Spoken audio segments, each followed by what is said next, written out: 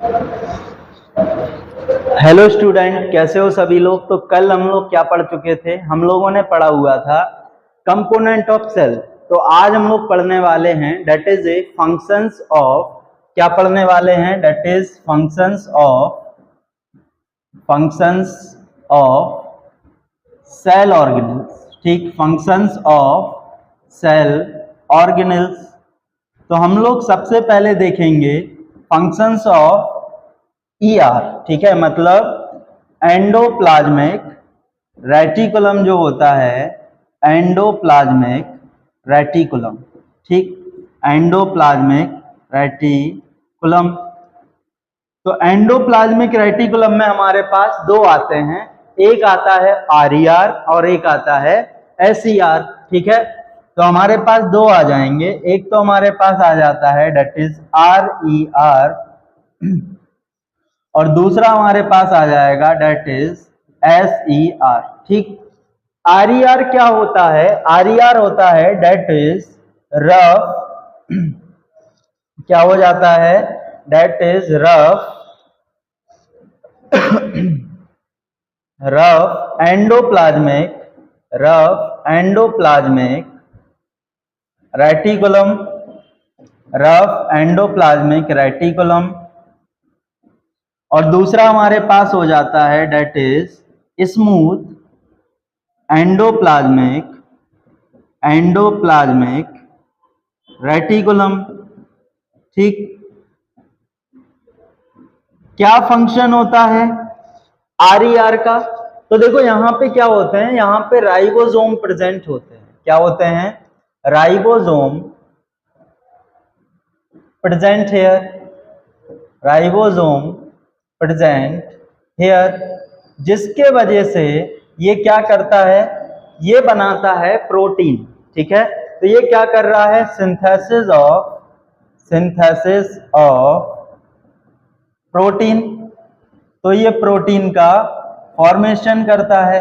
ठीक, एक पॉइंट और याद रखना कि जो SER होता है, SER क्या बनाता है, ये करता है फॉर्मेशन ऑफ लिपिड। ठीक, तो ये लिपिड भी बनाता है। ठीक है, तो याद रखना एंडोप्लाज्मिक रेटिकुलम में दो होते हैं, एक होता है RER और एक होता है SER, जिसमें अलग अलग फंक्शंस हमें देखने को मिल जाते हैं। नेक्स्ट हमारे पास आता है गोल्गी कॉम्प्लेक्स। क्या आ जाता है, that is Golgi complex. Golgi complex या फिर हम लोग इसको गोल्गी बॉडी भी बोलते हैं। डिस्कवर्ड किसने किया था, कैमिलो गोल्गी ने। ठीक है, तो इसका फंक्शन क्या होता है, बेसिक्स जान लेते हैं अभी हम लोग, सिर्फ फंक्शंस वगैरह। तो फंक्शंस क्या होता है, इसका फंक्शन होता है formation of glycolipids, formation of glycolipid and glycoprotein, glycolipid and glycoprotein. देखो ग्लाइकोलिपिड और ग्लाइकोप्रोटीन होते क्या हैं, यदि सपोज दैट कि शुगर के ऊपर हम लोगों ने प्रोटीन को अटैच कर दिया, तो हम लोग उसको क्या बोल देंगे, डेट इज ए ग्लाइकोप्रोटीन। और यदि शुगर के साथ में हम लोगों ने लिपिड को अटैच कर दिया, तो उसको हम लोग क्या बोल देंगे, डेट इज ए ग्लाइकोलिपिड। ठीक, इसका एक और फंक्शन होता है, क्या फंक्शन होता है देखते हैं। तो इसका एक और फंक्शन है, that is a packaging of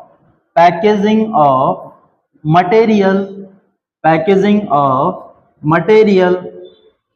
तो ये पैकेजिंग में भी हेल्प करता है। ठीक है, नेक्स्ट हमारे पास आगे आ जाता है, थर्ड हमारे पास आ जाएगा राइबोसोम। राइबोसोम किसने डिस्कवर्ड किया था, पैलाडे ने। ठीक है, किसने डिस्कवर्ड किया, पैलाडे। और इसको हम लोग पैलाडे पार्टिकल्स भी बोलते हैं। ठीक, तो याद रखना पैलाडे ने डिस्कवर्ड किया और हम लोग इसको पैलाडे पार्टिकल्स बोलते हैं। और ये हमारे पास कितने होते हैं, दो होते हैं, एक होता है 70s और एक होते हैं 80s, ठीक है। तो ये दो सब यूनिट से मिलके बने होते हैं, एक स्मॉल सब यूनिट होता है और एक लार्ज सब यूनिट होता है, ठीक है। तो ये हमारे दो सब यूनिट से मिलके बना होगा, that is 50s and 30s, और ये भी दो सब यूनिट से मिलके बना होगा 60s एंड 40s, ठीक। हमने बताया हुआ है कि 70s प्रोकैरियोट्स में होते हैं और 80s यूकैरियोट्स में होते हैं, ठीक है। ये विदाउट मेम्ब्रेन होते हैं, विदाउट सेल मेम्ब्रेन, ठीक है, विदाउट सेल मेम्ब्रेन। ये भी लिखवाया है, पिछले लेक्चर्स में बताया था। फंक्शंस क्या होते हैं, तो ये प्रोटीन सिंथेसिस करते हैं, क्या करते हैं, दैट इज प्रोटीन सिंथेसिस, ठीक है। तो ये क्या कर रहे हैं, प्रोटीन सिंथेसिस कर रहे हैं। नेक्स्ट हम लोग आगे चलते हैं, तो नेक्स्ट हमारे पास कौन सा आ जाएगा, नेक्स्ट हमारे पास आ जाता है दैट इज माइटोकॉन्ड्रिया, माइटोकॉन्ड्रिया। और माइटोकॉन्ड्रिया को हम लोग power house of the cell भी बोलते हैं, that is power house of the cell, of the cell. क्यों बोलते हैं, क्योंकि इसका फंक्शन क्या है, फॉर्मेशन ऑफ एटीपी, ठीक है। तो ये क्या करता है, फॉर्मेशन ऑफ एटीपी सिंथेसिस, ठीक। तो ये एटीपी बना रहा है, इसलिए हम लोग इसको क्या बोल देते हैं, that is a power house of the cell, ठीक। ये रिस्पॉन्सिबल होता है, रिस्पॉन्सिबल फॉर एरोबिक रिएक्शंस या फिर एरोबिक रेस्पिरेशन, ठीक है। क्योंकि माइटोकॉन्ड्रिया के अंदर बहुत सारे रिएक्शंस परफॉर्म होते हैं, like as ETS, electron transport system, link reaction, Krebs cycle, तो ये सब हमें यहाँ पे देखने को मिल जाता है, ठीक है। इसके बाद हम लोग आगे आ जाते हैं, तो हमारे पास नेक्स्ट आ जाएगा दैट इज प्लास्टिड, ठीक। कौन सा आ जाएगा, दैट इज प्लास्टिड। तो हमारे पास नेक्स्ट आ जाता है दैट इज प्लास्टिड। तो प्लास्टिड में हमारे पास जो क्लोरोफिल होता है, क्लोरोफिल, ठीक है, ये क्या करता है, ये सिंथेसिस ऑफ फूड सिंथेसिस करता है। और क्या कर रहा है, फोटोसिंथेसिस करवा रहा है, फोटोसिंथेसिस करवाता है, ठीक। तो ये बेसिक फंक्शन हो जाता है इसका। नेक्स्ट हमारे पास आ जाता है लाइसोसोम, ठीक है। क्या आ जाएगा, दैट इज ए लाइसोसोम, ठीक है। नेक्स्ट हमारे पास आ जाएगा लाइसोसोम। तो देखो यहाँ पे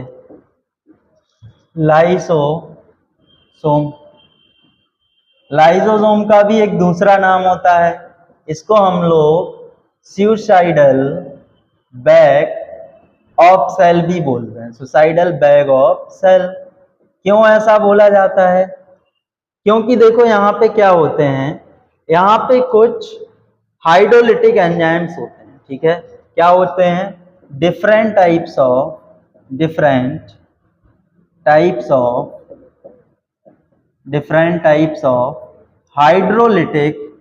हाइड्रोलिटिक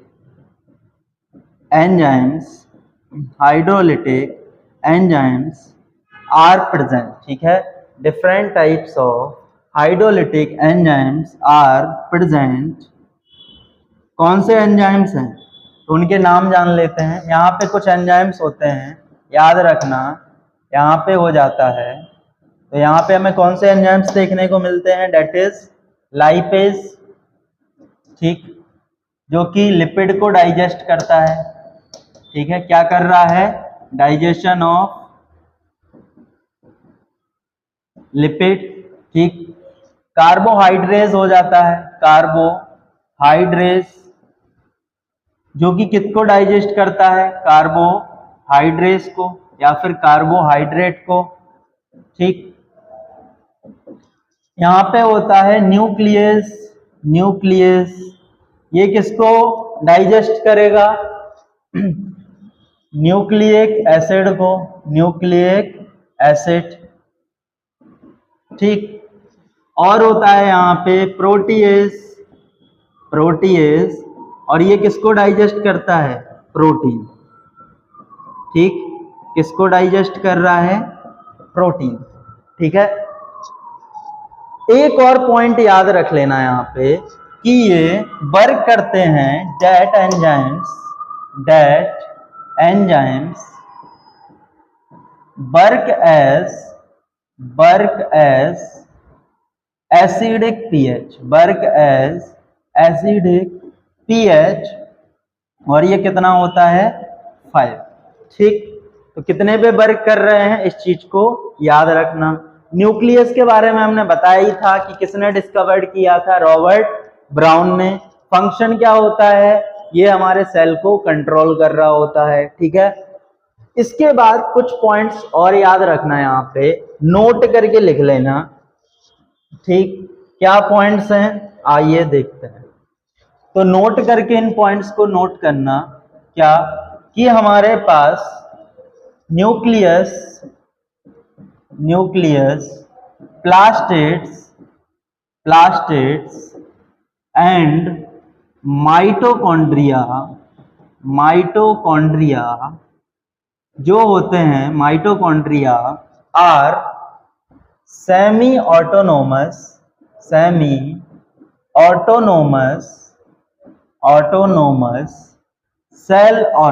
सेल ऑर्गेनेल्स, ठीक। सेमी ऑटोनोमस का मीन्स क्या है? सेमी ऑटोनोमस का क्या मीन्स है? सेमी ऑटोनोमस का मीन्स होता है it have own DNA and ribosome. इनके पास खुद का डीएनए होता है और खुद का राइबोसोम प्रेजेंट होता है। उनको हम लोग बोलते हैं सेमी ऑटोनोमस सेल ऑर्गेनेल्स, ठीक। समझ में आया यहाँ तक? इसके बाद हम लोग थोड़ा सा सेल साइकिल वगैरह समझते हैं, ठीक है। तो हम लोग यहाँ पे देख रहे हैं, नेक्स्ट इज सेल साइकिल, ठीक। क्या देख रहे हैं? Cell cycle and cell division, cell cycle and cell division. तो सेल डिवीजन होता क्या है समझते हैं इसको। सेल डिवीजन क्या है? हम लोग बोल सकते हैं नंबर ऑफ सेल इंक्रीज, ठीक है। क्या हो रहा है? नंबर ऑफ सेल इंक्रीज, ठीक। नंबर ऑफ सेल इंक्रीज हो रहा है और सेल ग्रोथ भी शो कर रहा होगा।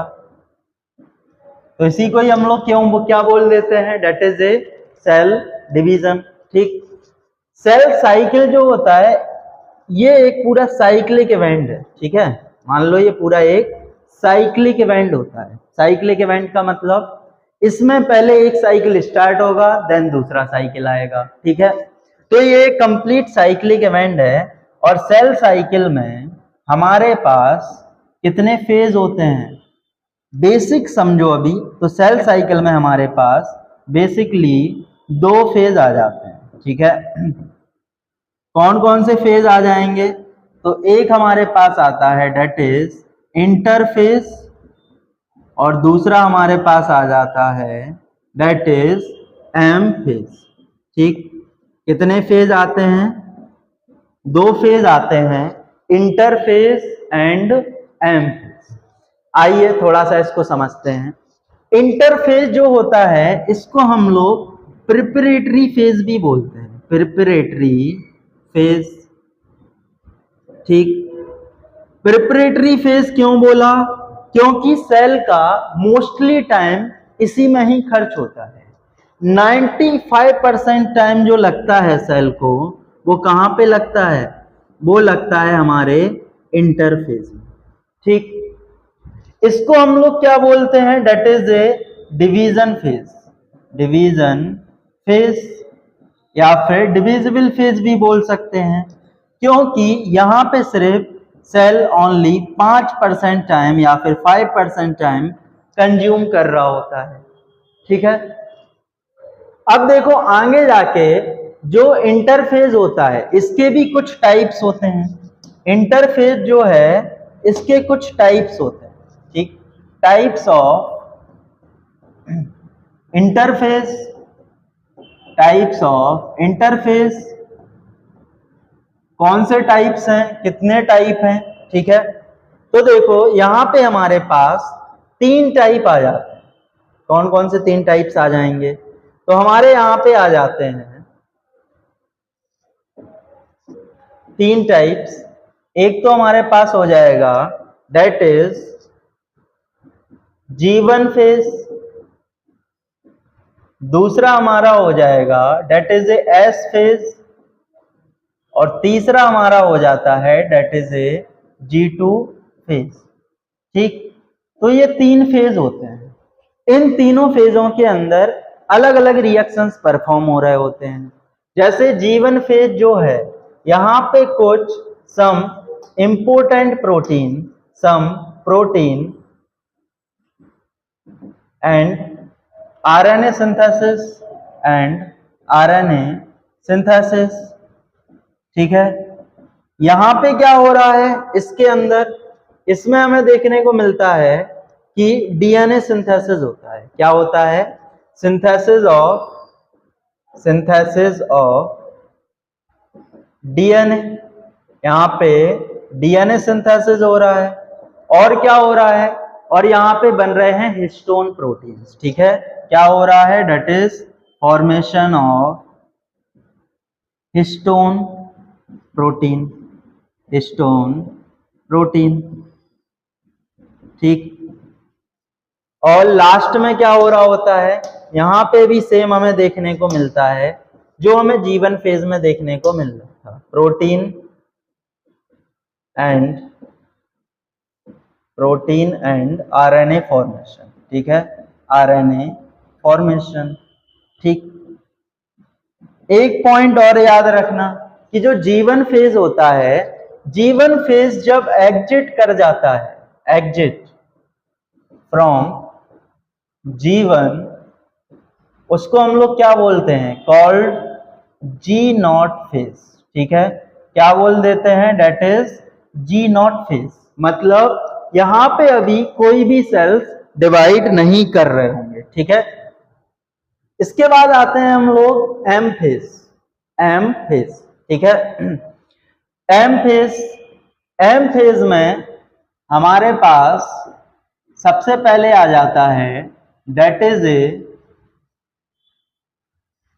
कैरियोकाइनेसिस, कैरियोकाइनेसिस, और दूसरा हमारे पास आ जाएगा that is cytokinesis, karyokinesis and cytokinesis. तो कैरियोकाइनेसिस क्या होता है, that is division of nucleus, उसको हम लोग क्या बोल देंगे, उसको हम लोग बोल देते हैं कैरियोकाइनेसिस। ठीक है, साइटोकाइनेसिस क्या होता है, डिवीजन ऑफ साइटोप्लाज्म, उसको हम लोग क्या बोल देते हैं, दैट इज ए साइटोकाइनेसिस। ठीक है, एक पॉइंट और याद रखना कि सेल डिवीजन हो क्यों रहा है, what is the need of cell division. ठीक है, या फिर why cell division occur, cell division हो क्यों रहा है। ठीक, तो एक पॉइंट याद रखना, सेल डिवीजन क्यों होता है, कोई सेल है उसके अंदर क्या है, साइटोप्लाज्म है और न्यूक्लियोप्लाज्म है। जब इन दोनों का रेशियो डिस्टर्ब होता है तो हमें सेल डिवीजन देखने को मिलता है। क्यों हो रहा है, due to disturbance of nucleoplasm and cytoplasm ratio. इन दोनों का रेशियो अगर डिस्टर्ब होगा तो ये हमें देखने को मिलता है। ठीक है, साइटोप्लाज्म हमें प्लांट्स में भी देखने को मिल सकता है जो साइटोकाइनेसिस होती है, और वो एनिमल्स में भी देखने को मिल सकता है। यदि ये प्लांट्स में हमें देखने को मिलेगा तो प्लांट्स में जो डिवीजन होता है तो यहाँ पे फॉर्मेशन होता है, फॉर्मेशन ऑफ प्लाज्मोडेस्मल कनेक्शंस। यहाँ पे प्लाज्मोडेस्मेटल कनेक्शन बनते हैं। ठीक है, कनेक्शन। ठीक,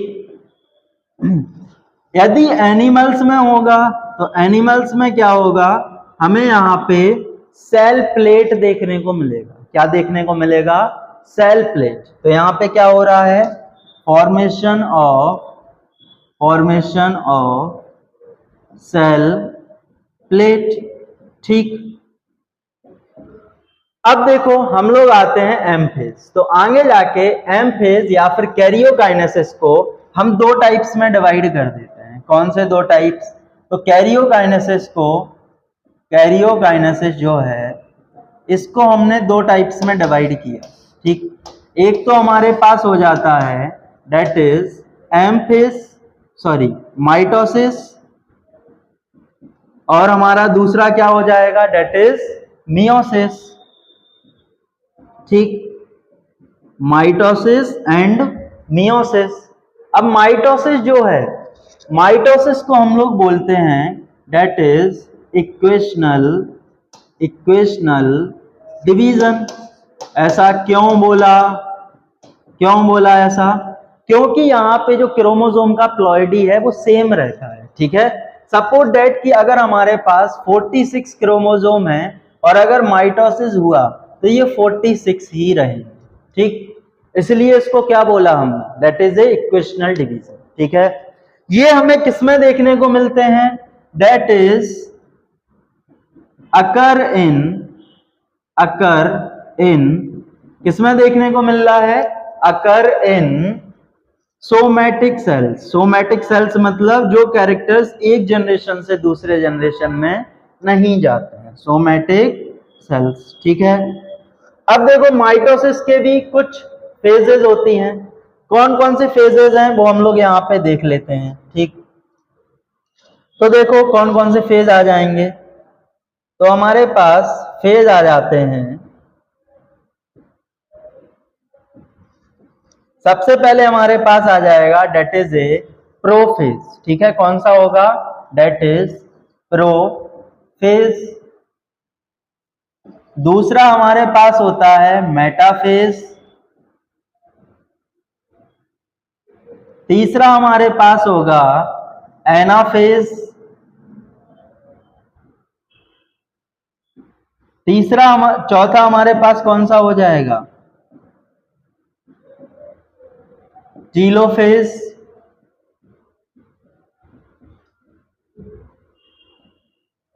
ठीक है, तो ये फेजेस हमें यहाँ पे देखने को मिल जाते हैं। इसके बाद आते हैं हम लोग मियोसिस। इनको हम लोग आगे डिटेल में पढ़ेंगे जब इस चैप्टर को हम लोग पढ़ रहे होंगे। तो मियोसिस को हम लोग क्या बोलते हैं, मियोसिस को बोला जाता है दैट इज रिडक्शनल डिवीजन। क्या बोलते हैं, रिडक्शनल डिवीजन। क्योंकि यहाँ पे क्या हो रहा है, यहाँ पे जो क्रोमोसोम नंबर हैं वो हाफ हो रहे हैं। ठीक है, ये हमें कहाँ देखने को मिलता है, दैट अकर इन कहाँ पे देखने को मिल रहा है, that occur in germ cells. ठीक है, जो जर्म सेल्स क्या होते हैं, जो कैरेक्टर्स को एक जनरेशन से नेक्स्ट जनरेशन में भेजते हैं। ठीक, मियोसिस को हम लोग दो पार्ट्स में डिवाइड करते हैं। जो मियोसिस है, मियोसिस दो टाइप्स के होते हैं। एक हमारे पास होता है मियोसिस वन और दूसरा हमारे पास होता है मियोसिस 2। ठीक, मियोसिस 1 एंड मियोसिस 2। अब देखो मियोसिस 1 जो होता है यहाँ पे एक्चुअल रिडक्शन हो रहा है, एक्चुअल रिडक्शन डिवीजन। लेकिन जो मियोसिस 2 होता है ये तुम्हारा सेम होता है माइटोसिस के जैसे, that is same as mitosis, ठीक है, सेम एज माइटोसिस, ये माइटोसिस के जैसा ही है। इसमें भी सेम फेजेस होते हैं, जो फेजेस हमें यहाँ पे देखने को मिल रहे थे वही सेम फेजेस हमें यहाँ पे भी देखने को मिल जाते हैं, ठीक है। तो हमारे पास यहाँ भी ये सेम फेजेस होते हैं, ठीक है। तो आओ यहाँ पे ही लिख लेते हैं इसको, कौन कौन से फेजेस होंगे। तो देखो मियोसिस में भी हमारे पास क्या क्या आ जाएगा, इसमें हमारे पास आ जाएंगे प्रोफेज 1, मेटाफेज 1, ठीक, एनाफेज 1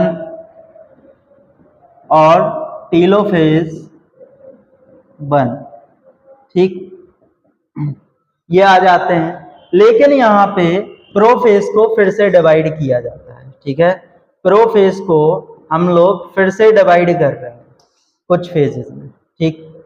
कौन कौन से फेजेस हो जाएंगे आइए देखते हैं। तो हमारे पास आ जाता है सबसे पहले लेप्टोटीन,